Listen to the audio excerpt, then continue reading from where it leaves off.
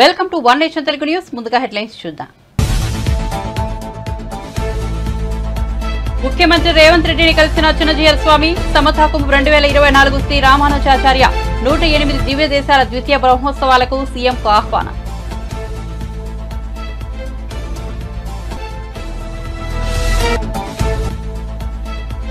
రాప్తాడులో CM Jagan సిద్ధం సభ. Andhra Jyothi photographer పై దాడి. నిరసన తెలియజేసిన ఏపీజేఎఫ్ జాబ్ జర్నలిస్ట్ సంఘాల నాయకులు. సోమప్ప చౌక్ దగ్గర గంటపాటు ధర్నా.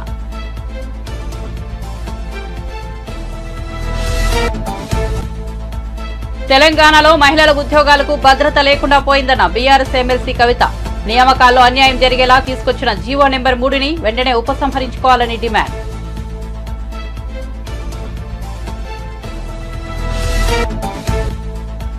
అధికారంలోకి రారని తెలిసి ఎన్ని ఛాలెంజ్లు అయినా చేస్తారని చంద్రబాబుపై సజ్జల విమర్శలు. చంద్రబాబుకు జగన్ను సవాల్ చేసే అర్హత లేదని స్పష్టీకరణ. కారు కూతురను తాము పట్టించుకోబోమని వ్యాఖ్య. ఇక వార్త వివరాల్లోకి వెళ్తే హైదరాబాద్ లోని నానక్రామ్గూడలో నూతనంగా నిర్మించిన తెలంగాణ రాష్ట్ర ఫైర్ సర్వీసెస్ విభాగం ప్రధాన భవనాన్ని సీఎం రేవంత్ రెడ్డి ప్రారంభించారు. ఈ సందర్భంగా ఆయన మాట్లాడుతూ గత 3 దశాబ్దాలుగా రాజకీయాలు ఎలా ఉన్నప్పటికీ హైదరాబాద్ అభివృద్ధి మాత్రం ఆగలేదని స్పష్టం చేశారు. హైదరాబాద్ నగరం ప్రపంచంతో పోటీ పడుతోందని అన్నారు. హైదరాబాద్ పెట్టుబడులకు ఎంతో అరువైన ప్రాంతమని రేవంత్ రెడ్డి పేర్కొన్నారు. ఇకపై హైదరాబాద్ నగరాన్ని అర్బన్, సెమీ అర్బన్, రూరల్ పేరిట 3 భాగాలుగా విభజన చేసి అభివృద్ధి పరంగా మరింత ముందుకు తీసుకెళ్తామని చెప్పారు. ఫార్మా సిటీలు కాదు, ఇకపై ఫార్మా విలేజ్లు వస్తాయని రేవంత్ స్పష్టం చేశారు. సెక్టర్లో వచ్చిన ఈ మొత్తం పెట్టుబడులు కావచ్చు, హైటెక్ సిటీ కావచ్చు, హైదరాబాద్ నగరానికి కృష్ణా గోదావరి జలాలను తరలించడం ద్వారా ఇక్కడికి వలస వస్తున్న వాళ్లకు తాగునీటి సమస్యలను తీర్చడమే కాకుండా food industry, hotel industry, other industries కూడా ఏదైతే అవసరాలు ఉన్నాయో వాటన్నిటిని తీరుస్తూ ప్రధానంగా మధ్యతరగతి, దిగువ తరగతి ప్రజలకు ఉపయోగపడే విధంగా మెట్రో రైల్ నిర్మాణం కానీ, ఎంఎంటీఎస్ నిర్మాణం కానీ ఇవన్నీ కూడా హైదరాబాద్ నగర అభివృద్ధికి ఉపయోగపడ్డాయి. వీటితో పాటు ఏ నగరంలో అయితే శాంతి భద్రతలు ఉంటాయో ఆ నగరానికే పెట్టుబడులు వస్తాయి. ఈ హైదరాబాద్ నగరంలో ఒకప్పటి వాతావరణం నుంచి బయటకు తీసుకొచ్చి మత కలహాల నుంచి శాంతి భద్రతల సమస్యను పరిష్కరించుకుంటూ ఆనాటి ప్రభుత్వాలు ఒక విధానాన్ని నెలకొల్పినాయి. కాబట్టి ఈరోజు ఈ స్థాయిలో మన నగరం పోటీ పడుతుంది.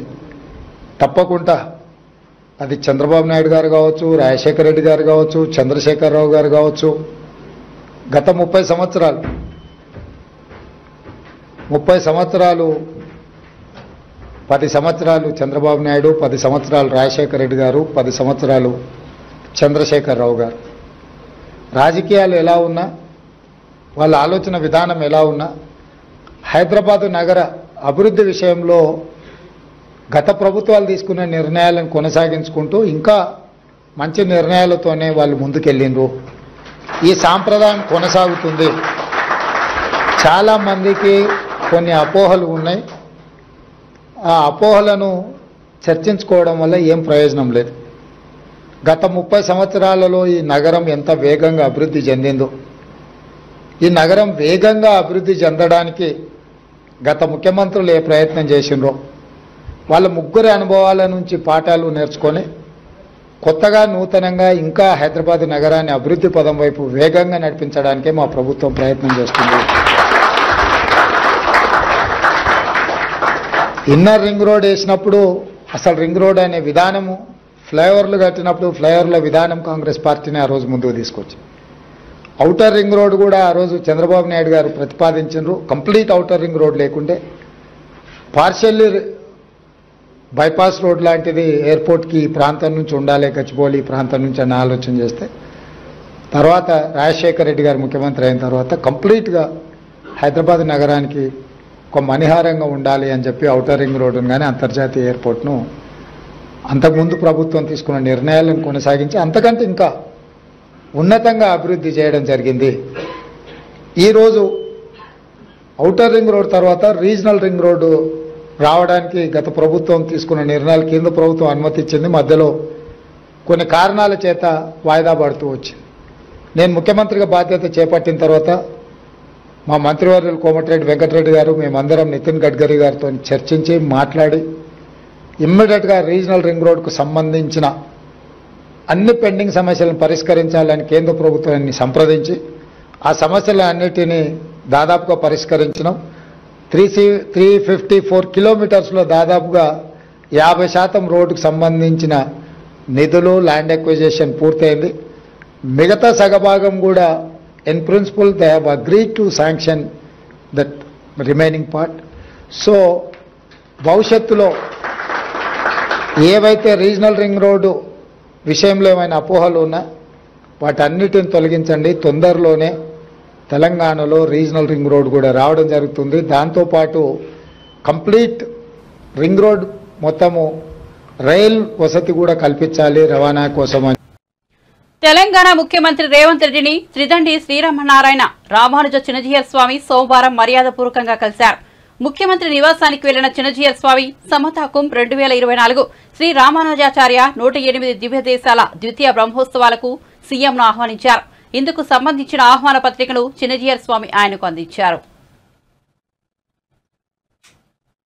అనంతపురం జిల్లా రాప్తాడులో జరిగిన ఏపీ ముఖ్యమంత్రి జగన్ సిద్ధం సభలో ఆంధ్రజ్యోతి ఫోటోగ్రాఫర్పై వైసీపీ శ్రేణులు దాడి చేశారు.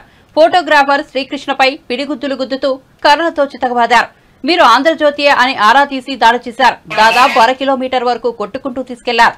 ఈ దాడిలో ఆయన తీవ్రంగా గాయపడ్డారు. దెబ్బలతో సొమ్మసిల్లిన శ్రీకృష్ణను ఓ సీఐ ఎత్తుకుని తన వాహనంలోకి ఎక్కించారు. అతన్ని తమకు అప్పగించాలంటూ వైసీపీ శ్రేణులు వాహనానికి అడ్డుగా నిలబడ్డారు. సీఐపై కూడా దాడికి యత్నించారు. శ్రీకృష్ణ వద్ద ఉన్న కెమెరా, సెల్ ఫోన్, పర్సు అన్ని లాక్కున్నారు. ప్రస్తుతం ఆయన ఒక ప్రైవేట్ ఆసుపత్రిలో చికిత్స పొందుతున్నారు. ఈ ఘటనపై జర్నలిస్టు సంఘాలు బగ్గుమన్నాయి. ఏపీజేఎఫ్ జాబ్ జర్నలిస్టు సంఘాల ఆధ్వర్యంలో ఆంధ్రప్రదేశ్ రాష్ట్ర ఉపాధ్యక్షులు KMD Farooq, Emmiganur working president Nagaraju, division organizing కార్యదర్శి నర్సప్ప, జర్నలిస్టు సంఘం జాబ్ అధ్యక్షులు రజాక్, ఏపీడబ్ల్యూజేఎఫ్ అధ్యక్షులు షబీర్ ఆధ్వర్యంలో ఫోటోగ్రాఫర్ కృష్ణపై జరిగిన దాడిని ఖండిస్తూ సోమవారం ఎమ్మిగ్నూరు ప్రధాన కూడలి సోమప్ప చౌక్ దగ్గర ప్రజా సంఘాల ఆధ్వర్యంలో ఆంధ్రజ్యోతి ఫోటోగ్రాఫర్ కృష్ణపై దాడి చేసిన వారిని శిక్షించాలంటూ గంటపాటు ధర్నా చేశారు. ట్రాఫిక్ అంతరాయం ఏర్పడడంతో పోలీసులు జోక్యం చేసుకుని ధర్నా చేస్తున్న వ్యక్తులపై జోక్యం చేసుకుని ధర్నాను విరమింపచేశారు.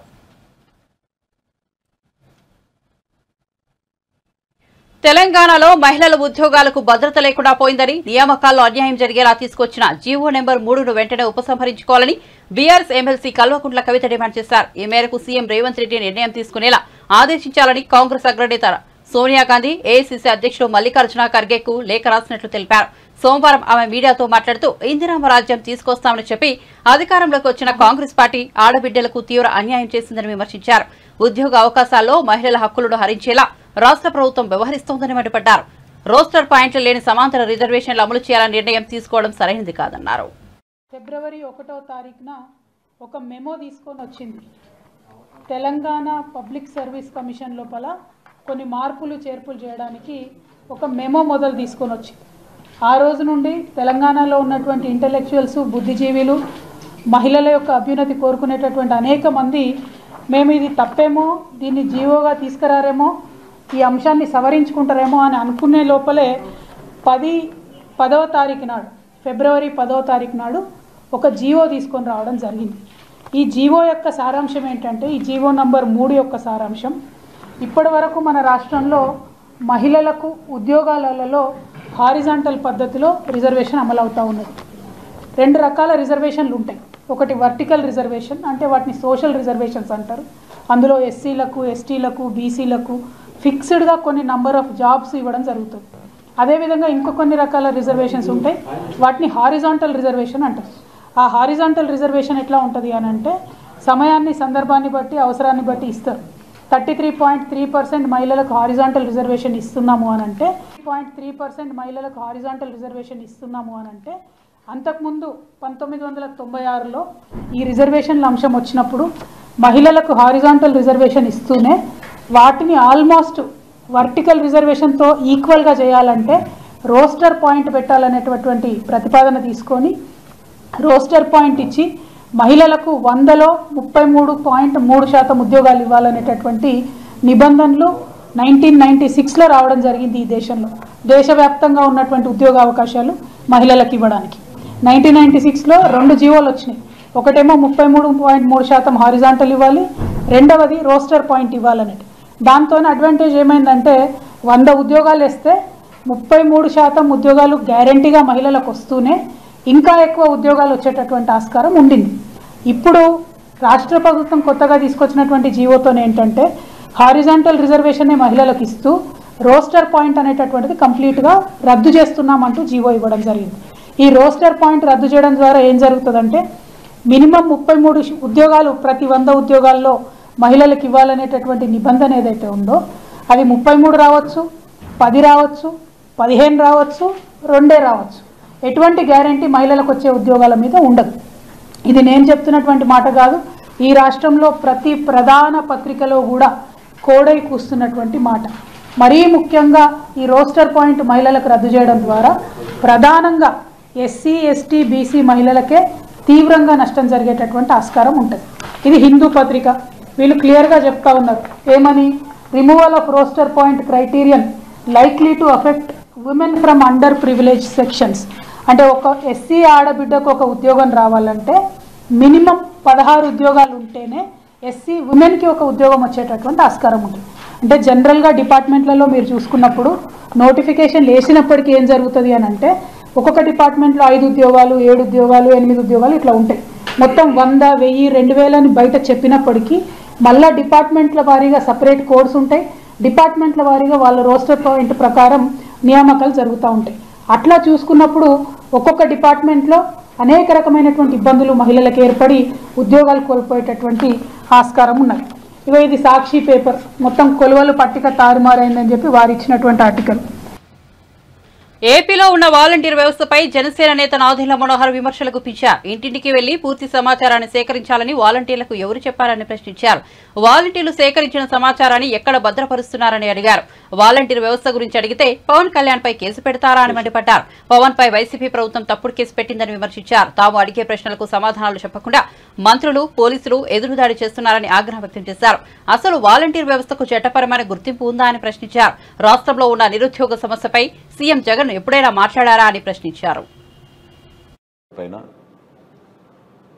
వాలంటీర్ వ్యవస్థ పైన అనేక సందర్భాల్లో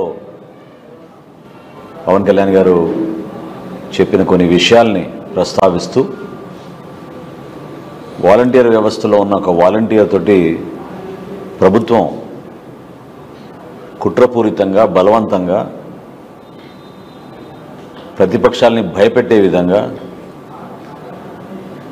వారి ఆలోచనలో భాగంగా కేసు నమోదు చేయడం జరిగింది. ప్రశ్నించినందుకు మా పైన కేసులు పెడితే మేమే భయపడేది లేదు. న్యాయస్థానంలో తప్పకుండా మేము పవన్ కళ్యాణ్ గారు హాజరవుతారు, చెప్తారు విషయాలు, ఈ వాస్తవాలన్నీ బయటకు వస్తాయి. 9 నుంచి వర్తిస్తుందని రిట్రాస్పెక్టివ్ ఎఫెక్ట్లో తీసుకొచ్చారు మీరు ఆ చట్టాన్ని. ఇది కంప్లీట్గా అసలు ఇల్లీగల్. ఇది మొత్తం చట్టంలో మీరు ఎక్కడ చదివినా కూడా వాలంటీర్ల గురించి కానీ, వాలంటీర్ వ్యవస్థ గురించి కానీ ఒక్క చోట కూడా వీళ్ళు మెన్షన్ చేయలేదు. ఈ 2,65,380 వాలంటీర్లు మేము క్రియేట్ చేసామని ఏదైతే చెప్పారో 1,02,836 వాలంటీర్లు,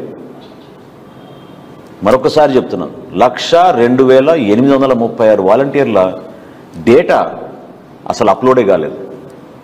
వీళ్ళు ఎవరు, ఎక్కడున్నారు వీళ్ళు? హైదరాబాద్లో ఫీల్డ్ ఆపరేషన్ ఏజెన్సీ అని ఒకటి ఏజెన్సీ ఏర్పాటు చేసి ప్రభుత్వంలో ఉన్న శాఖల్లో ఏ అధికారికి కూడా సంబంధం లేకుండా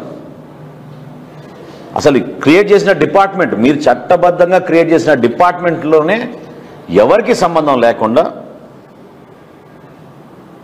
అసలు ఊహించని విధంగా సుమారు 1,500 కోట్ల రూపాయలు ప్రతి సంవత్సరం ఈ గ్రామ సచివాలయాల, వార్డు సచివాలయాల వాలంటీర్ల వ్యవస్థ కోసం ఈ ఏజెన్సీ ద్వారా వీళ్ళు నడిపిస్తున్నారు. ఎవరు, ఏంటి, దాని బ్యాక్గ్రౌండ్ ఏంటి, ఎక్కడ వాళ్ళ హైదరాబాద్లో ఆపరేషన్స్ నడుపుతున్నారు, ఎంతమంది ఎంప్లాయీస్ ఉన్నారు, ఎక్కడి నుంచి వచ్చింది వీళ్ళకి ఆ టెక్నికల్ ఎక్స్పర్టీజు, దీన్ని మనం ప్రశ్నించాం. 1,560 కోట్ల రూపాయలు ఏదైతే వెచ్చిస్తున్నామని చెప్తున్నారో మొన్న రాష్ట్ర ప్రభుత్వం ప్రవేశపెట్టిన బడ్జెట్లో కూడా ప్రొవిజన్ ఎక్కడ లేదు. ఎక్కడైనా వీళ్ళు వాలంటీర్స్ కోసం 1,560 కోట్ల రూపాయలు మేము వెచ్చించబోతున్నామని ప్రొవిజన్ పెట్టారా? అది లేదు. ఎందుకు యువతని ఈ విధంగా మోసం చేశారు? జనసేన పార్టీ నుంచి మేము ఈ వాలంటీర్లని అందరినీ కూడా మేము చెప్పేది ఏంటంటే, వ్యక్తిగతంగా మీ పైన ఎటువంటి దురుద్దేశంతో కాదు, మేము మాట్లాడేది ఈ వ్యవస్థని దుర్వినియోగం చేసుకుని పవన్ కళ్యాణ్ గారు లేవనెత్తిన అంశాల్ని మీరు జాగ్రత్తగా విని ఆలోచించండి. జగన్మోహన్ రెడ్డి గారు మిమ్మల్ని స్టార్ క్యాంపెయినర్గా వాడుతున్నాడు. అది ఆయన ప్రయత్నం. ఇది కరెక్టా? దానికి 1560 కోట్ల రూపాయలు వీరు ప్రతి సంవత్సరం ఖర్చు పెట్టి అందులో 617 కోట్ల రూపాయలు ఎటుపోతున్నాయో అర్థం కాని పరిస్థితి తీసుకొస్తే మనందరికీ బాధ్యత లేదా? టీడీపీ జాతీయ ప్రధాన కార్యదర్శి నారా లోకేష్ విశాఖలో వరుసగా శంఖారావం సభలు నిర్వహిస్తున్నారు. ఈ మధ్యాహ్నం గాజువాకలో నిర్వహించిన శంఖారావం సభలో ప్రసంగించారు. ఫ్యాన్ ఇంట్లో ఉండాలి, సైకిల్ ఇంటి బయట ఉండాలి, టీ తాగేసిన గ్లాస్ సింకులో ఉండాలంటూ సీఎం జగన్ చేసిన వ్యాఖ్యలపై లోకేష్ స్పందించారు. సైకిల్ అనేది సామాన్యుడి చైతన్య రథమని స్పష్టం చేశారు. ఇక గ్లాసును ప్రతి ఒక్కరూ వాడాల్సిందేనని అన్నారు. ప్రతి సామాన్యుడు గ్లాసును వాడకుండా ఉండలేరని తెలిపారు. రాష్ట్రంలో ఉద్యోగాలు లేక నిరుద్యోగులు జగన్ ఫ్యాన్ కు ఉరేసుకుంటున్నారని మండిపడ్డారు. జగన్ ఫ్యాన్ ఆత్మహత్యలు చేసుకోవడానికి పనికొస్తుందని విమర్శించారు. ఆనాడు వ్యక్తిని తీసుకొచ్చాడు పల్లా శ్రీనివాసరావు గారు. గంగవరం పోర్ట్ బాధితులను ఆదుకునే బాధ్యత మేము తీసుకుంటాం. ఇంకా కొంతమందికి పట్టాలు అవసరం. సైన్యం అన్న ఎన్టీఆర్ ఏ ముహూర్తంలో పార్టీ స్థాపిగా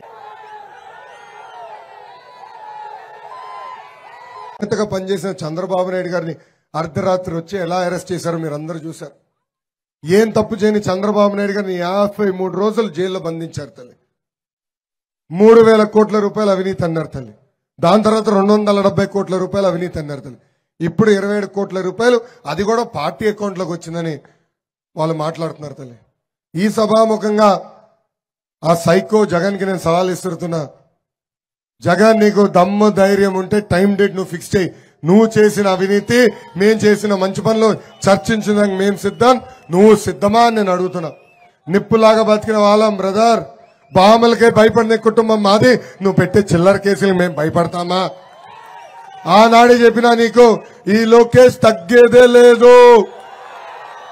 ఏ అధికారులైతే చట్టాన్ని ఉల్లంఘించి మన ఇబ్బంది పెట్టారో, ఏ వైకాపా కార్యకర్తలు అయితే చట్టాన్ని చుట్టంగా మార్చుకుని మన ఇబ్బంది పెట్టారో వాళ్ళందరి పేర్లు ఎర్ర బుక్లో ఉంది. ఈ ఎర్ర బుక్లో ఉంది. ఈ ఎర్ర బుక్ ఏంటనా? వద్దులే అబ్బా, ఈ బుక్ నేనే పెట్టుకుంటాలే.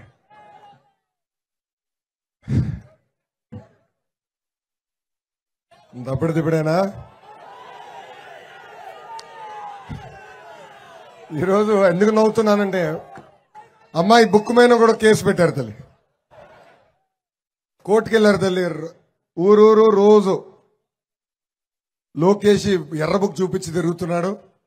లోకేష్ ని మేము అరెస్ట్ చేయాలనుకుంటున్నాం, నాన్ బెయిలబుల్ వారెంట్ ఇష్యూ చేయమంటున్నారు తల్లి. అంటే ఎర్ర బుక్ చూస్తే కూడా వాళ్ళకి ఎంత ఉచ్చబడుతుందో చూడండి తల్లి. ఆనాడు బాబు గారిని అరెస్ట్ చేస్తే ఏపీ సీఎం జగన్ కు టీడీపీ అధినేత చంద్రబాబు సవాల్ విసరడంపై రాష్ట్ర ప్రభుత్వ సలహాదారు సజ్జల రామకృష్ణారెడ్డి స్పందించారు. తన 5 ఏళ్ల పాలనలో ఏం చేశారో చెప్పుకోలేని వ్యక్తికి ఇప్పుడు అధికారంలో ఉన్న జగన్ కు సవాల్ చేసే అర్హత లేదు, హక్కు లేదని పేర్కొన్నారు. గెలిచేది కాదని తెలిసి ఎన్ని ఛాలెంజ్లు అయినా చేస్తారని ఎద్దేవా చేశారు. లేని వాళ్ళకి కానీ అధికారం వచ్చే అవకాశం లేని వాళ్లకు ఎన్ని ఛాలెంజ్లు సవాళ్ళైనా విసరచ్చు. అధికారంలో ఉండి 14 ఏళ్ళు, అందులో 5 ఏళ్ల క్రితం తానే అధికారంలో ఉండి ఆ 5 ఏళ్లలో ఏం చేశానో చెప్పుకోలేని వ్యక్తికి ఇప్పుడు అధికారంలో ఉన్న జగన్మోహన్ రెడ్డి గారికి సవాల్ విసిరే అర్హత లేదు, హక్కు లేదు. ఒకటి ఫస్ట్ పాయింట్. సెకండ్ విషయం వచ్చి, మేము అడ్రస్ చేసినా, మా పార్టీ మాట్లాడినా, జగన్మోహన్ రెడ్డి గారు మాట్లాడినా, ఎక్కడ ఎప్పుడు మాట్లాడినా అందరం ప్రజలతోనే మనం మాట్లాడేది. మీ అవకతవకలు లేక అవినీతి పాలన లేకపోతే అరాచక పాలన చంద్రబాబు నాయుడు హారంలో ఎట్లుండింది అనేది మేము ఎక్స్పోజ్ చేస్తుంటాం. అది ప్రజల దృష్టికి తీసుకెళ్ళి మా పాలన ఎంత బాగుందో మేము చెప్పుకుంటూ వస్తున్నాం. మీకు సత్తా ఉంటే, నీకు సత్తా ఉంటే నువ్వు 14-19 మధ్య ఏం చేశావో నువ్వు చెప్పాలి. ఒక్క మాట అయినా ఆయన మాట్లాడే మాటల్లో ఆయన కానీ, ఆయన కొడుకు కానీ, ఆయన అరువు తెచ్చుకునే దత్తపుత్రుడు కానీ ఒక్కటంటే ఒకటి. ఆయన అయితే ఆ దత్తపుత్రుడు అయితే 18లో ఆ పాలన చెత్త పాలన, అందుకే నేను ఇండిపెండెంట్గా పోటీ చేస్తాను పక్క కూడా పోయినాడు.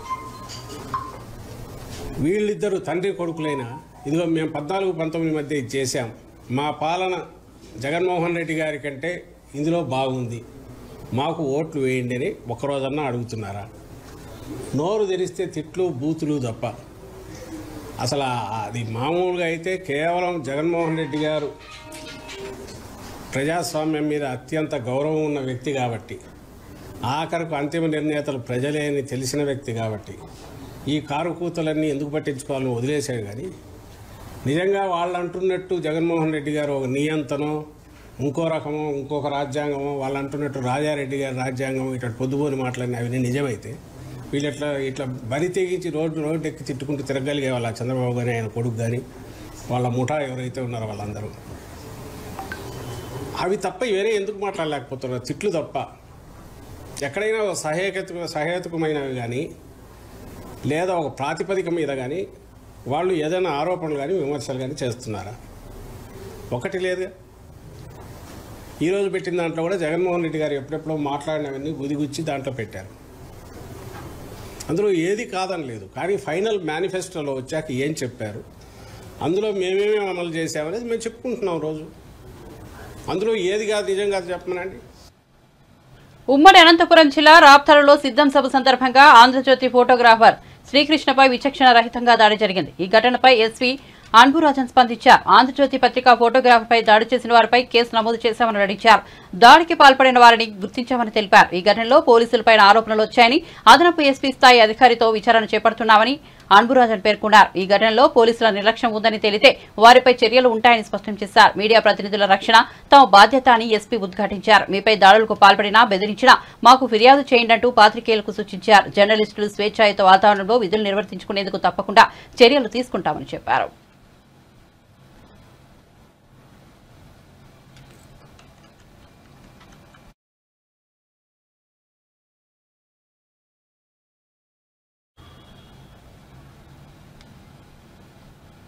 గత ఏడాది చివరిలో జరిగిన తెలంగాణ అసెంబ్లీ ఎన్నికల్లో కాంగ్రెస్ గెలుపు కేవలం గాలిబాటమేనని బీజేపీ రాజ్యసభ సభ్యుడు డాక్టర్ కె లక్ష్మణ్ అన్నారు. ఢిల్లీలో నిర్వహించిన మీడియా సమావేశంలో ఆయన మాట్లాడారు. తెలంగాణ ప్రజలు బీఆర్ఎస్ కుటుంబ పాలనకు వ్యతిరేకంగా ఓటు వేశారన్నారు. కాంగ్రెస్ పార్టీ మోసపూరిత హామీలిచ్చి అధికారంలోకి వచ్చిందన్నారు. రానున్న లోక్సభ ఎన్నికల్లో తెలంగాణలో బీజేపీ అత్యధిక స్థానాలు గెలుస్తుందని ధీమా వ్యక్తం చేశారు. తెలంగాణలో 17 లోక్సభ స్థానాలలో తాము గట్టి పోటీ ఇస్తామని 10కి తక్కువ కాకుండా గెలుచుకుంటామన్నారు. కాంగ్రెస్ బీఆర్ఎస్ రహస్య ఒప్పందంతో సహకరించుకుంటున్నామని ఆరోపించారు. జాతీయ స్థాయిలో కాంగ్రెస్ పార్టీతో విసిగిపోయి తమ భవిష్యత్తు ఉండదనే ఉద్దేశంతో ఇండియా కూటమి నుంచి పలు పార్టీలు నాయకులు బయటకు వస్తున్నారన్నారు. బాలరాముని యొక్క ప్రాణ ప్రతిష్ఠ ఒక మరి ఎమ్మెల్యేలు గెలిచి 100% ఓట్ల శాతాన్ని పెంచుకున్న బీజేపీ 2024లో జరిగే ఎన్నికల్లో 10కి తక్కువ కాకుండా 17 సీట్లలో ధీటుగా పోటీ చేసి 10కి తక్కువ కాకుండా 35% పైగా ఓట్లు సాధించి భవిష్యత్తులో డబుల్ ఇంజన్ సర్కార్కు మార్గం సుగమం చేయడానికే ఈరోజు భారతీయ జనతా పార్టీ ఈ యొక్క మరి బస్సు యాత్రల సందర్భంగా రేపటి నుంచి ప్రారంభమయ్యేటువంటి బస్సు యాత్రలు ప్రముఖమైనటువంటి రాష్ట్ర నాయకులందరూ కూడా మరి అన్ని అసెంబ్లీలు పార్లమెంట్లో కలియ తిరుగుతూ మోదీ గారి 10 సంవత్సరాల పాలన, తెలంగాణలో 10 సంవత్సరాలు ఏ రకంగా బీఆర్ఎస్ భ్రష్టు పట్టించింది, కాంగ్రెస్ యొక్క మరి పాలన ప్రజలు చూశారు, రాష్ట్రంలో చూశారు, దేశంలో చూశారు. మొత్తం దేశంలో కన్నమరైన కాంగ్రెస్ పార్టీ తెలంగాణలో బతికి బట్ట కట్టే పరిస్థితి లేదు. కాబట్టి భవిష్యత్తు తెలంగాణలో బీజేపీది అని భావించే ఈరోజు మరి ఢిల్లీలో ఉన్న నాయకత్వం కాంగ్రెస్ ఇవాళ రేవంత్ రెడ్డి గారికి బీఆర్ఎస్తో ఢీకొనేటువంటి ఆలోచన ఉన్నప్పటికీ కూడా ఇవాళ హైకమాండ్ ఏ రకంగా వారి కళ్ళెం వేసి ఆ యొక్క బీఆర్ఎస్ మరి ఈ యొక్క కాంగ్రెస్ రహస్య ఉడంబడికల ద్వారా బీజేపీని ఎదుర్కొనేటువంటి కుట్రలు తెలంగాణ చేస్తుందో ఖచ్చితంగా ఈ బస్సు యాత్రల సందర్భంగా ఇవన్నీ కూడా పటాపంచలు చేసి రాబో రోజుల్లో 3వసారి నరేంద్ర మోడీ గారు ప్రధానమంత్రి అయితే 3వ ఆర్థిక దేశంగా భారతదేశం తీర్చిదిద్దడమే కాకుండా తెలంగాణలో కూడా గుజరాత్ మోడల్, ఉత్తరప్రదేశ్ మోడల్ అభివృద్ధికి పేదల పథకాలకు తెరలేపాలంటే బీజేపీ గెలవాలనేటువంటి పిలుపుతో రేపటి నుంచి బస్సు యాత్రకు మేము శ్రీకారం చుడతా ఉన్నాం. స్వయంగా కేంద్ర మంత్రిగా కొనసాగినాడు. ఇవన్నీ కూడా ప్రజలు గమనించారు. కాబట్టి మీరు మొన్న ఎన్నికల్లో కూడా ఒక తప్పుడు మరి ఒక నేరేటివ్ క్రియేట్ చేసి ఆ రకంగా కాంగ్రెస్ లబ్ధి పొందింది. కాబట్టి ఇప్పుడు ఆ గ్యారెంటీల సంగతి తేలిపోతున్నది. మీ అవకాశవాదం ఎందుకు ఇవాళ కాళేశ్వరం మీద ఇంత రాద్ధాంతం చేస్తున్న వాళ్ళు ఇవాళ కేంద్ర ప్రభుత్వానికి దాన్ని సిబిఐ ద్వారా విచారణ జరపండి అని చెప్పి ఎందుకు రాయలేకపోతున్నారు? ఎందుకు ఇవాళ వాస్తవంగా ఇవాళ బీఆర్ఎస్ అన్ని అక్కడ ఉన్నటువంటి సిట్టింగ్ ఎంపీలు ఎమ్మెల్యేలు చాలామంది 190 మంది పక్కచూపులు చూస్తున్నారు. వాళ్ళ ఖచ్చితంగా వారు ఒక్క సిట్టింగ్ ఎంపీ కూడా బీఆర్ఎస్ మీద పోటీ చేయడానికి మానసికంగా సిద్ధంగా లేరు. ఆ విషయాలు నేను తెలుసు. మాతో అందరూ కూడా ఇవాళ టచ్లో ఉన్నారు. ఖచ్చితంగా వీరు ఏపీ సీఎం జగన్మోహన్ రెడ్డిపై టీడీపీ నాయకురాలు పరిటాల సునీత సీరియస్ కామెంట్స్ చేశారు. సోమవారం ఆ మీడియాతో మాట్లాడుతూ అనంతపురం జిల్లాకు సీఎం జగన్ ఏం చేశారని ప్రశ్నించారు. జిల్లా ఎమ్మెల్యేలు కూడా సీఎం దగ్గర కూర్చొని ₹1 నిధులు తీసుకురాలేకపోయారని ఎద్దేవా చేశారు. నిన్నటి వరకు వైసీపీ ప్రతిష్టాత్మకంగా నిర్వహిస్తున్న వైసీపీ సిద్ధం సభలకు జనం స్వచ్ఛందంగా రాలేదని అన్నారు. బెదిరించి ప్రజలను సభలకు తీసుకొస్తున్నారని సెటైర్లు వేశారు. కేవలం చంద్రబాబును తిట్టడానికే సీఎం జగన్ రాప్తాడుకు వచ్చాడని విమర్శించారు. రాబోయే ఎన్నికల్లో సీఎం జగన్ ఇంటికి పంపేందుకు ప్రజలు సిద్ధంగా ఉన్నారని వ్యాఖ్యానించారు. విషయాలు చెప్పాలి కానీ అది పక్కన పెట్టి కేవలం చంద్రబాబు నాయుడు గారిని తిట్టడానికే సిద్ధం సభ కూడా పెట్టారని కూడా మనం కూడా గుర్తు చేసుకోవాలని కూడా నేను చెప్తున్నాం. 2 సార్లు మా రాప్తాన్ నియోజకవర్గానికి ఇది 3వ సారి వచ్చారు. ఎప్పుడు వచ్చినా చెన్నై కొత్తపల్లికి వచ్చినప్పుడు కూడా ఆయన బటన్ నొక్కేక రైతులకి ఇన్సూరెన్స్ ఇన్పుట్ సబ్సిడీ వేయడానికి బటన్ నొక్కేకి వచ్చినారు. బటన్ నొక్కారు కానీ రైతులకు ₹1 కూడా చాలామంది రైతులకి డబ్బులు కూడా పడలేదు. మళ్ళీ ఆసరా దానికి కూడా బటన్ నొక్కారు. ఆసరా మహిళలందరూ కూడా చాలామంది ఒకటే అడుగుతున్నారు, మేము ఈరోజు మీటింగ్లు ఇవ్వకపోతే మా డబ్బులన్నీ కట్ అవుతాయంట, రావంట, 25వ తారీఖు డబ్బులు పడతాయి, అందుకే మేము పోయినాము అని. మరి ఆయన బటన్ నొక్కారు కానీ ఆసరా ఇంతవరకు ₹1 కూడా మహిళలకు వచ్చిన పాపాన్ని కూడా పోలేదు. మరి ప్రాజెక్టులు అయితే అనంతపురం జిల్లాకి ఎన్నో ప్రాజెక్టులు అక్కడ అన్నయ్య కాళ శ్రీనివాస్ అన్నగారు మంత్రిగా ఉన్నప్పుడు అన్నగారికి కానీ అదేవిధంగా మేము కానీ ఇక్కడ పేరూరు ప్రాజెక్టు కానీ అక్కడ భైరవాన్ తిప్ప కానీ ఇవన్నీ కూడా మేము ప్రాజెక్టులు ఆ రోజు తీసుకొచ్చినాం. కొంతవరకు పనులు కూడా జరిగినాయి. బులెటిన్ ముగించే ముందు హెడ్లైన్స్ మరోసారి చూద్దాం. ముఖ్యమంత్రి రేవంత్ రెడ్డిని కలిసిన చినజీయ స్వామి. సమతాకం 2024 శ్రీ రామానుజాచార్య 108 దివ్య దేశాల ద్వితీయ బ్రహ్మోత్సవాలకు సీఎంకు ఆహ్వానం.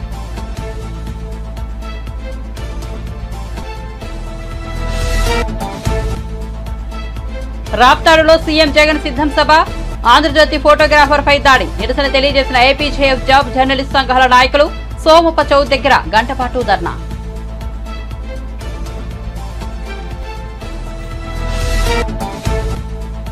తెలంగాణలో మహిళల ఉద్యోగాలకు భద్రత లేకుండా పోయిందన్న బీఆర్ఎస్ ఎమ్మెల్సీ కవిత. నియామకాల్లో అన్యాయం జరిగేలా తీసుకొచ్చిన జీవో నెంబర్ 3ని వెంటనే ఉపసంహరించుకోవాలని డిమాండ్.